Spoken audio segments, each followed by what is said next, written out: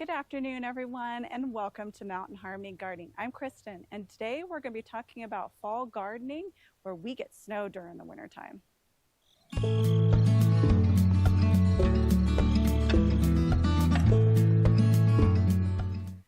So what does it mean to have a fall garden in an area where our gardening season isn't but maybe a month and a half at the most longer? Well, it's quite a bit different than in areas that can garden all year round. For us, planting a fall garden means planting plants that can handle a little bit of cold. So you saw the video a couple weeks ago where we planted out this whole entire area, and look at the beets and the radishes coming up. This all looks really green. In fact, it looks better than it did during the springtime. So for us, we have to figure out what can I plant right now and what I can't. And so that's why I planted this, and it's not so much for the root crop as it is for the greens on all these plants. So you have to know your climate and figure out what can I do this time of the year. But it doesn't even really look like fall around here yet because everything else is doing really good in our garden. But I have noticed that our trees have started to change colors, and we have one problem in the garden this year that I've never had to deal with before, and I'm going to go show you that. So one of the problems I've had this year is really bad powdery mildew. I have had the leaves turn kind of a little bit yellow, a little bit of powdery mildew, but nothing like what is here below me. Almost all of these plants have powdery mildew, and we've had a lot more rain than we normally do.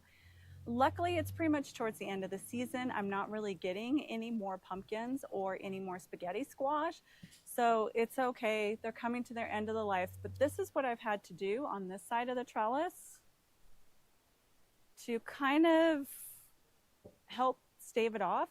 I had to trim almost all of these leaves off to try to keep it from spreading too much. But luckily, we're at the end of the year. You can see that this pumpkin's starting to turn colors and the spaghetti squash is starting to turn colors. So it's okay if this is kind of at the end of its life, because also you can see that my melons are also starting to have the same issue. But look at this.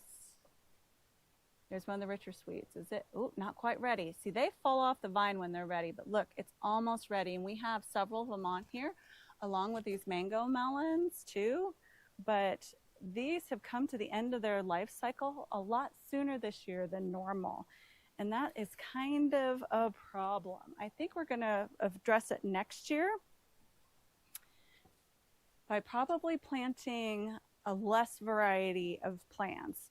And I'm going to take out this big old boy and put him somewhere else. I don't know if it'll come back or not next year, but I want to move some of that so that they can also get a little bit better airflow through this area. And also our poor little tomato here. I am not sure what's going on with this, but if you kind of get a close-up on the tomatoes that have come out, they're all disfigured and look like they've got a disease on them. And if you notice, the leaves are all curly, and this is the tomato that came up volunteer, and I can tell that it is one of the black cherry tomatoes, but there's no point in keeping this anymore, so I'm going to go ahead and completely chop this down, because you can see that the leaves on the other tomatoes are just fine. They are not curling at all.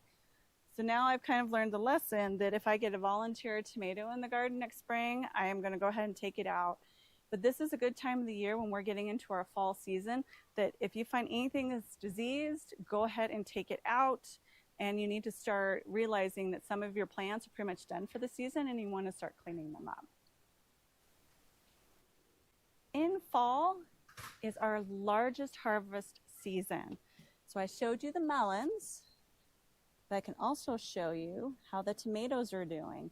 And we've already harvested them. And Socks is hiding in the other tomatoes. But you can see that the spoon tomatoes are starting to get ripe, and I can't walk back here any further because the melons have taken over pretty much. But if you will trade me spots, Tawny, maybe you can get a better shot for everybody. There, now you can see how many tomatoes we have, and we also have a melon that is ready down there in the bottom. But our kajaris, I think, are really ready because when we came out here this morning, we could actually smell the melons. So now we're going to harvest a kajari. I can tell that my melon patch is really starting to die back for the year because the leaves are turning yellow, they're wilting, they just do not look as good as they did before. But you can see now that the kajaris have turned the color that they're supposed to. They are a really beautiful melon.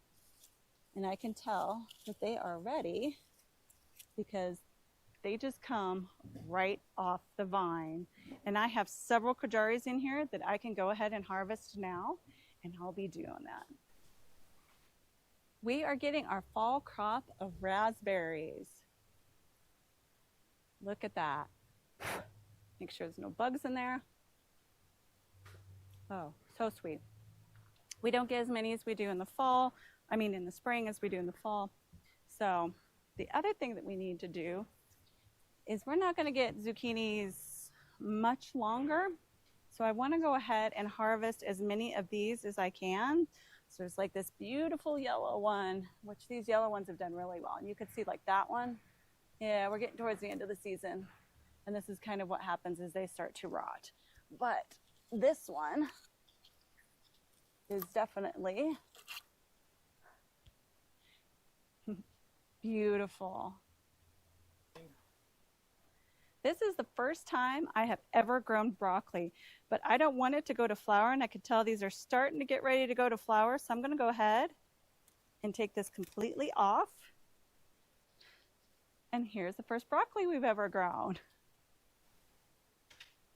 In the fall, I am still getting beautiful dahlias like that, so I want to keep deadheading my flowers, but if there's any of them that you would like to save the seeds on, like sometimes I save the seeds from the marigolds, then go ahead and let a few completely go to seed, but keep deadheading anyways because you want to have your blooms like these as long as possible.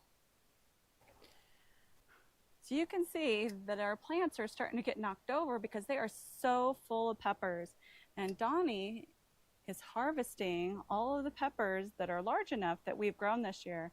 And they have gotten some sun scald, but we just cut that off. It's okay. So we want to do this because our season is short and we're coming towards the end, and we are going to make most of this into salsa. And we put some of it in the refrigerator, and then we put some of it into the freezer. It usually doesn't last long because we eat it up right away because it is so good.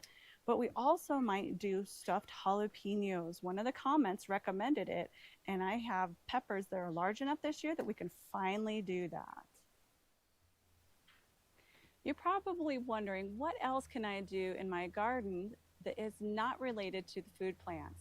Well, now is a perfect time to plant all of these. So we got some more iris. Look what Donnie brought me home. He brought me home an iris too. And then we have the hostas, and then we have some decorative grass as well. And now is also a great time for you to go ahead and plant your fall bulbs. Or in this case, the irises too. They will do great. I will trim some of these back because they're looking a little sad because it's getting towards the end of the season. But now is a great time to plant all of those.